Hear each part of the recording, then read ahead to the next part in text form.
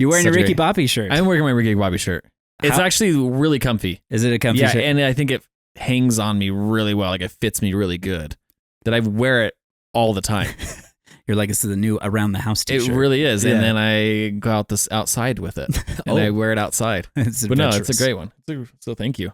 You're welcome. Yeah, I was at the grocery store today before I came over. And I noticed that the old vintage kind of t-shirt, event t-shirt, concert t-shirt, whatever kind of t-shirt these are. Yeah. They are everywhere. Everywhere. Every mom in the grocery store had one. Yeah. And I thought, I need to move on. My favorite is when I see those. Yeah. But they say like Boston. And I'm like. Yeah, they're starting to not even be like music band t-shirts anymore. No, but like the band Boston or like Kansas. And I'm like. What do you have against that? Just they're not the bands that I would grab a t-shirt for. They're not the ones that I would highlight if I was going to have band t-shirts. It might be a similar thing to where people like young people are wearing Nirvana t-shirts and they just think it's like the brand of the clothing. Yeah, they just don't know. Yeah. They're like... There is the video of a guy wearing a Harley Davidson t-shirt. Have you seen that? And someone's interviewing him. They're like, "Oh, can you name 3 Harley Davidson songs?" Because it's like a concert looking t-shirt. Yeah, it's just like an eagle. Yeah, yeah. And he's like, "Oh." He's like, "Oh, I don't know, man. I can't." He's like, "Oh, it's okay, man." But yeah, that's brutal. Yeah. That is brutal. Know what you wear. Yeah, apparently. Mm-hmm. This song's by Harley Davidson. It is Harley and the Davidsons. At a record pace. It's called Record Pace by Harley and the Davidsons. 70 miles per gallon on this one.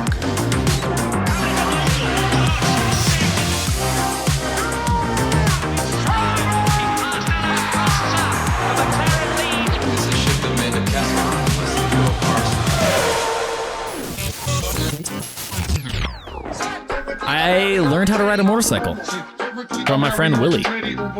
Like this week? It was last week. He just had a little Kawasaki street bike. And he taught me how to do the clutch and shift gears. Yeah. I didn't know that majority of motorcycles were manual. I don't even know if that's what you call them, like a clutch. You need a... Yeah, I guess I've never really thought about the distinction, but yeah, I would assume most to all. That's weird. Yeah. Why aren't there a lot of automatic motorcycles? Majority of the cars on the road now are automatic. Which is gearbox size. I guess. Yeah, because you can just clank on a motorcycle as opposed to having... valve bodies and transmission things. Anyway, I posted on my Instagram asking people if I should become a real live biker boy. Oh yeah, I saw that picture. Okay, I know no. Yeah. And you said no. No. What was your reasoning? I would not. I have my reasons, but I owned a bike. You were a biker boy. Yeah, I had one. You had a Honda, and I also worked as a creative director at a Harley dealership. So what do you got against the bikes, Mikes? I mean, the real answer is I've lost people on bikes. So it's heavy. It's a real thing. Yeah. But also, my first bike I sold because I was getting married. My wife was like, I don't like that. And I was like, yeah, I kind of like cars. I recently bumped into the guy you sold the bike to. Aaron? Yeah. When did you run into him? He works at the same building I work at. Oh, okay. And he's a Formula One fan. Yeah. And so we bump into each other and talk in the halls about Formula One. That's amazing. Yeah. He's like Australian? Yeah, he's an Aussie kid. Yeah. I sold him Jane Honda was the name of my bike. But yeah, I sold my bike, and with the money that Aaron gave me for my motorcycle, I bought my wife a ring. Wow. So that was a big part of that. Yeah. But I got my official motorcycle license when I worked at Harley. And I rode a lot of bikes during that time period. But I've always liked 4. I've always liked 4 wheels more than 2. I'm a big car guy. Yeah. And the thought of crashing scares me a lot. I like dirt bikes a ton because they're really fun and the consequences are much less. Much less than a car hitting you. Yeah. Yeah, but it was fun. It was fun to drive, and I could definitely, or ride. I could definitely see why it's a thing. And I would love to have a bike on an open, long country road. It's fun. And just flying. I bet it would be exhilarating. You hit some cornfields on a motorcycle, you feel like you feel like Brad Pitt at the end of Benjamin Button. Remember when he's all young and he's just riding the motorcycle around the world? Yeah. That's what I thought. It's pretty much it. Yeah. Yeah, that's it. Dude.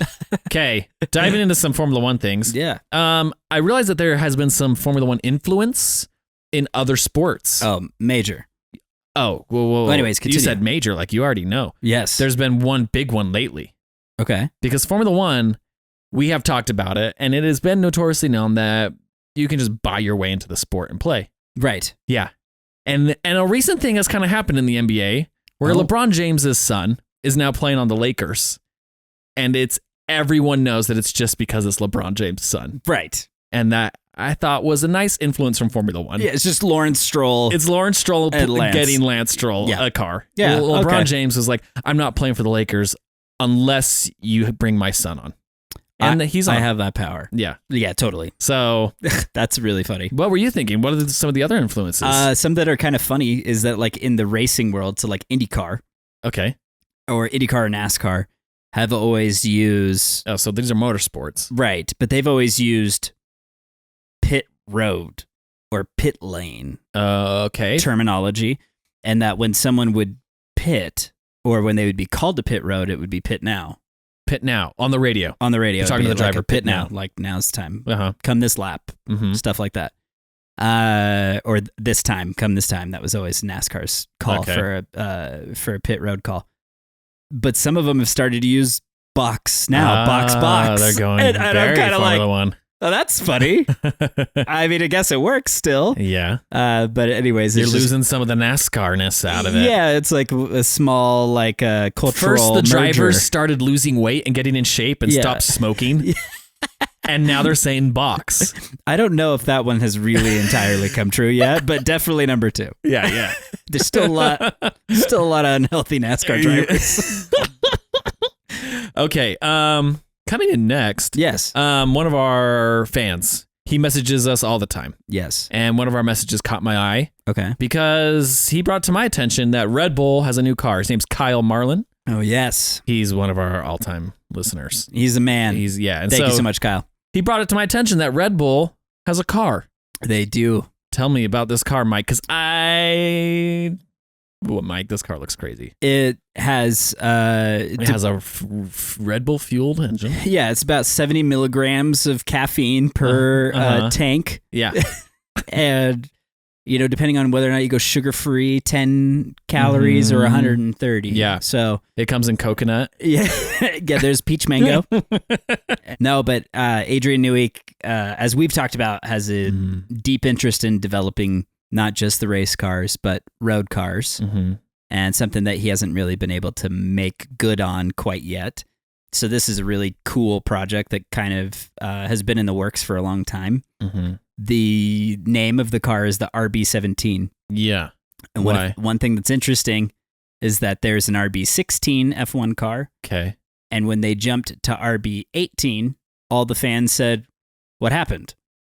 And they said, "Little did you know." Yeah. They're like, "Well, we went from RB16 to RB18. Yeah, what's the point? Where was the 17? Yeah. And the 17 was a car that was made for the regulation that didn't take place in 2021. Okay. Because they doubled up. And so that became the RB16B. Oh. And so remember, because the regulation was supposed to take place, but and then COVID postponed it. Right. Okay. And so they ran a B spec of all of the cars the year before. Oh, okay. To make it so all the teams could afford the new regulation. Right. That was a weird time. Okay. Yeah.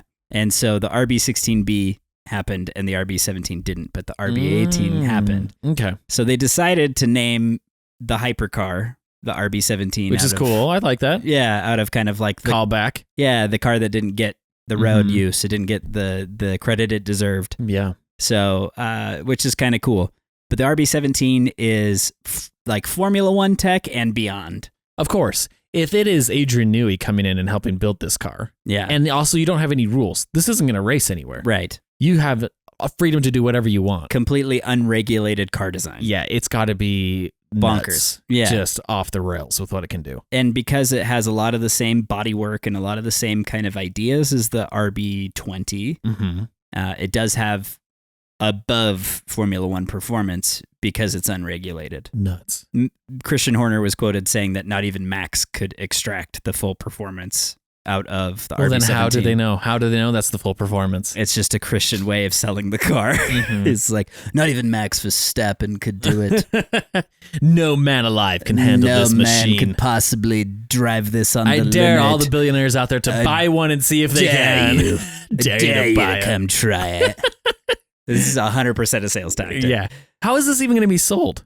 There's only going to be something like 50 of them produced. I They're imagine very it was low a quantity. very rare car. Yeah. And with that, they're 5 million British pounds, I think is what they're priced at, or 5 million euros, somewhere around there. Yeah. They have a Do you have a massive waiting list? 2,000. No, they have a 2,470 something mile warranty or 2 years. Okay. And it comes with a track program. So if you purchase the car, you learn how to drive it? they have to support it because this isn't a road legal car either, really. Oh, okay. Though they said that it can be converted to road legal. It'll mainly be a track monster. What engine does it have? It has a Is it V10. Honda? Is it a Honda? That's a good question. I actually don't know if it was branded as anything other than an RB powertrain. Oh. So But V10. V10. That's a lot of Vs. I think it does have a little bit of hybrid in it as well. So I think it's 1,000 horsepower V10, Mm-hmm. 250-ish horsepower hybrid. And so a total of 1,250, I think, Wow. is what the car outputs. It looks more like a Le Mans racing car than Yeah. a Formula One car. Because it's not open cockpit. Yeah. It's enclosed. So this could probably beat Le Mans cars too. There's probably a lot of cars out there that can. And they, when interviewed, because they knew these questions would come, Yeah. they did say that there's a possibility that it will run in the hypercar class Really? for WEC. So, but it will have to be altered. That would be exciting to see. It would be cool if It'd Red be Bull's really out weird there if Red Bull was in endurance racing. competing with Ferrari and all them. Hell yeah, that would be nuts. But right now, I don't think the engine complies with WEC's hypercar class, World Endurance Championship, excuse me. Yeah.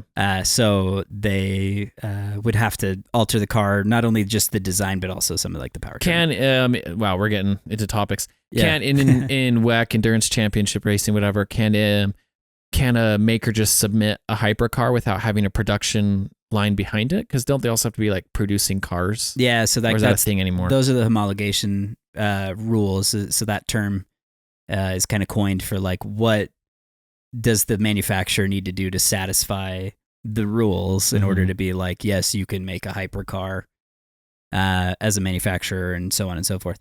The days of like homologation when it was DTM and like E30s and the 190E Mercedes Cosworth and the Volvo 850R, those all had to be made as road cars in order for them to race in DTM. Those were the rules. Yeah. And so, and there's been homologation in the Endurance Championships, how we got the CLK GTR, that Mercedes that I've had on the set before that's really like leaned out. It's that guy on the shelf back there behind you.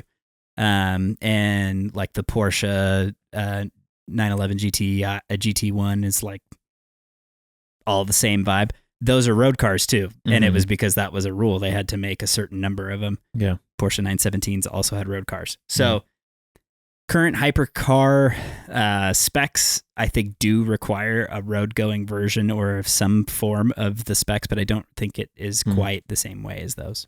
I don't know what you know about this car, but does it have 2 seats in it?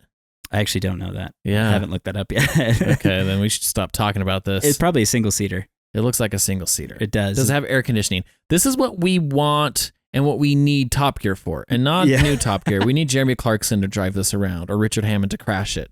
Right. Yeah. And they would explain all the cars.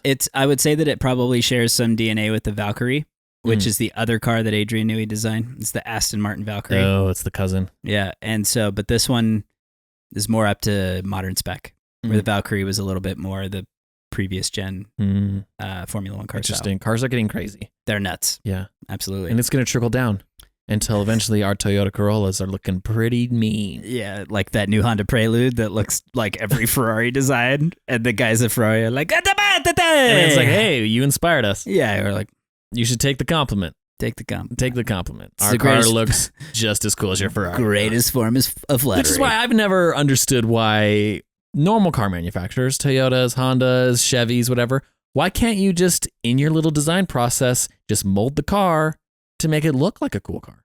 Well, Why does it look like a crappy sedan when it could look like a Ferrari? I mean, the Ford Fusion, I swear, irked Aston Martin for so long. When I see Aston Martins on the road, I think they're Ford Fusions. That's what I'm saying. Yeah. It fully ripped off that DNA. It went the other way, where Aston Martins are like, oh man, did you rip off Ford? That's terrible. That's The front end looks terrible. That's such a Gen Z like reaction. It's Yeah. like, Aston, get your own design. It's That's like a Ford. It's like Annie stole Jay-Z's song. I went to the play Annie and they were singing Hard Knock Life and I was like, that's Jay-Z's song. Yeah. Even this reference is too old. Yeah. It's like Imogen Heap stole Jason Derulo. Yeah. Get your own song. Exactly. That's enough kind of like news for the day. We haven't even really jumped into the show yet. No, we So haven't. welcome to the show. Welcome to the show. My name is Max. This is Mike. That's good. And this week we have a race week. It is. It is the Hungarian Grand Prix The Hungaro Ring, at the Hungaro Ring. which is kind of fun to say. Last year I met a couple British people and I kept jokingly, as I do, kept calling it the Hungry Grand Prix because Yeah. I thought that sounded funny. Yeah. They hated it. Yeah, they were like, They're that's like the funny. Hungarian Grand Prix. The Hungarian I was like, yeah, it's a Grand Prix. Hungry Grand Prix. Yeah. They're like, I hate you. They're like, you're And I was so like, you want to dumb. listen to my podcast? I'm like, no. They're like, no, that's Not after meeting the you. last thing I want to listen to. The only British guy who still likes us is Henry. Yeah, because he somehow Gets us. He gets us. I don't know if he does though. I think he just sits in his car and swears at us. No, Mike. No, Max. That's not how you say Grand Prix. It's a long O, a long A that sounds like an O. Grand Prix. It's Grand Prix, and it's Yeah. definitely Haas And it's Hungarian Grand Prix. Grand. Cool. Cool, we got it. Thanks, Henry. Thanks for sending that in. The Hungry Grand Prix. Hungarian. The Hungaro Ring. Yes. This is an old circuit. It is, and it's narrow. Narrow. So the Hungaro Ring Mm-hmm. is it's narrow. It's a lot of kind of 90-degree slow speed corners. They do have some proper high speed sections, but this track requires a high downforce wing. And so a lot of the guys, all the teams will have the most aggressive Monaco style wings on the car. Their wings will always be like vertical. Yeah, big downforce wings for this race.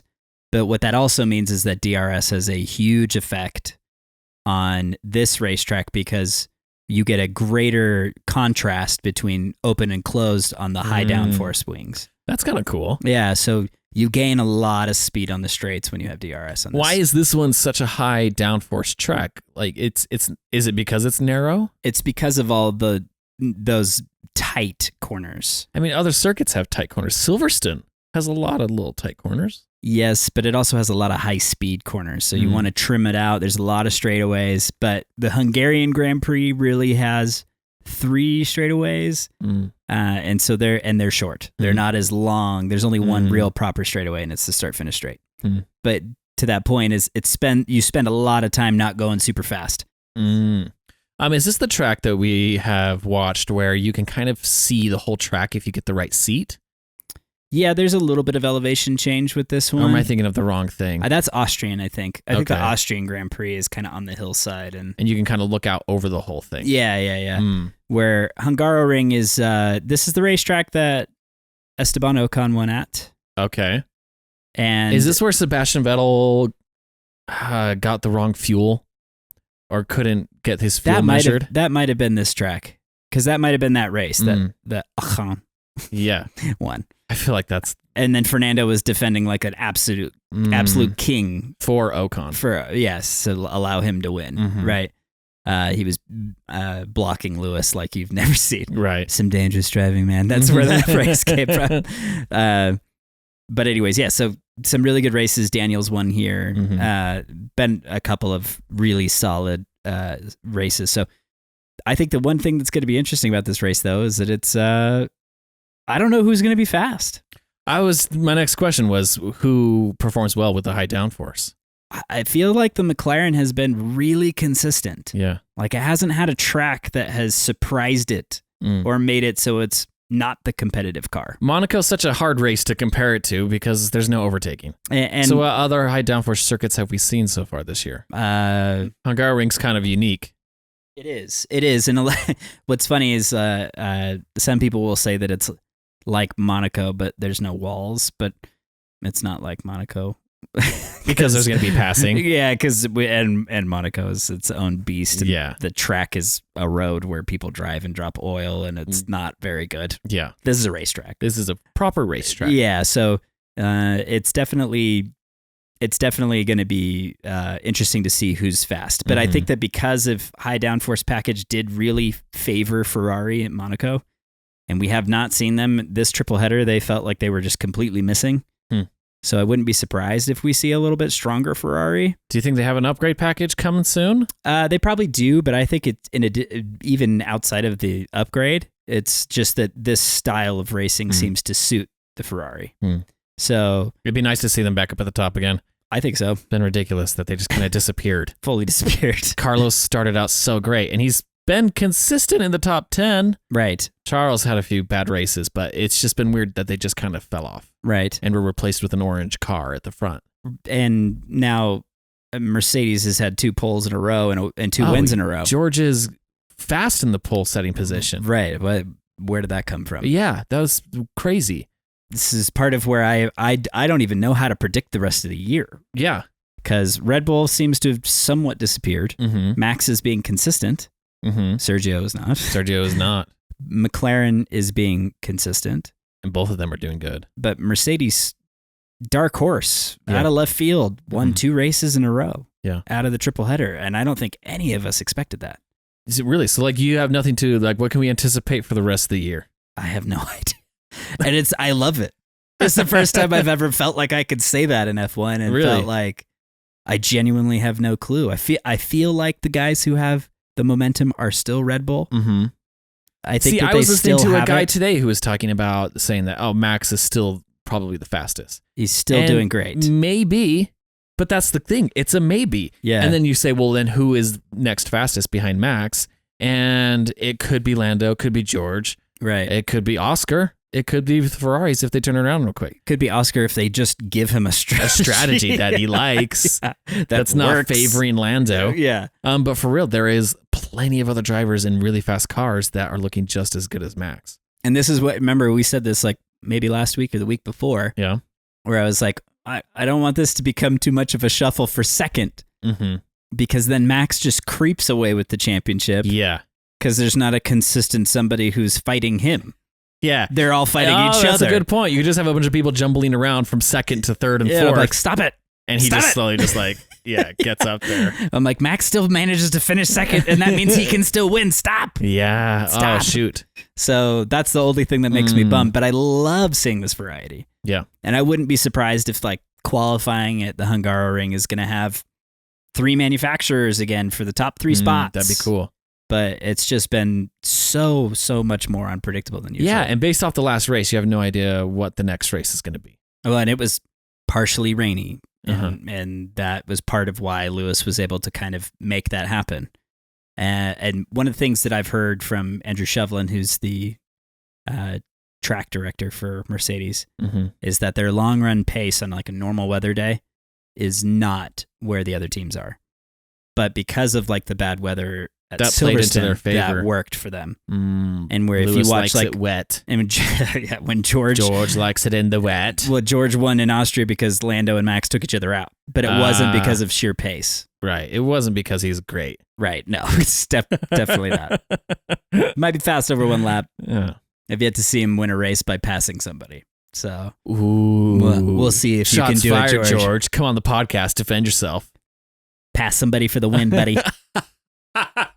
And I'll cheer for you. There you go. How did he win in Brazil? What was the circumstances? Obviously, that was the year Lewis was crushing. Lewis had damage and couldn't catch him. They were P1 and P2 in that race. Oh, so he just stayed up at the front. And George won the race, and Lewis had floor damage or something. Man, George fans are mad at you. They're going to hate me for by that, but I'm just saying. That simple fact. Just one simple fact. He goes for a pass, and he finds a gap. He finds a wall with a gap in it. Yes. And goes through that gap. So... Interesting. Same thing Interesting for take Lando. on George. I never realized that. Same thing for Lando. Really? Lando's only got one win, and he didn't pass for it. So I'm just saying. He is similar because in the times when he has almost won, he did spin out in Sochi and didn't get that win. And then he knocked wheels with Max. Yeah, took himself out. That was almost a win. Yeah. Okay. But these guys are still new. Yeah. But their car's getting better. But wouldn't you say that out of the last 4 races, McLaren should have won? Yeah. Yeah. And what did they win? They won last place. They didn't win any of them. Not first, you're last. Exactly. Ricky Bobby. Rest in peace. R.I.P. Race in peace, buddy. Yeah. I don't know. We're going to have to see what this weekend unfolds, but I feel like this is one of those tracks where you're going to have to earn it. We came in with hoping for a lot of predictions, and now we don't have any predictions. We have 0 predictions. Which could be just as exciting. Yes. Go ahead and watch the race and experience something without any sort of pregame or spoiler alert. Look. Red Bull's probably going to be fast here. Boo. But I think that there's just so many dark horses in the mix. Well, things that I would like to see. Yes. Knock on wood. Yes. I would like to see Sergio not perform. Oh, really? Why? Okay. I wonder what that is. Because we talked about previously, there might be a chance Daniel could get that seat. We talked about it, I think, on the last episode. Mm-hmm. And if Sergio continues to underperform, it's in his contract, they can give him the big stinky boot. Yes. And not that I don't like Sergio Perez, but I do think Daniel's a better driver. Yeah. And I think he continually gets dumped on for things he hasn't done. Right. And it's ridiculous. Yeah. Yeah. I think if we were to apply Lewis to this similar situation, the fans would be different. It would be very different. Anyway, I'd love to see Daniel get back into that seat. I would love to see Haas get another double point finish. Yep. They are doing so well.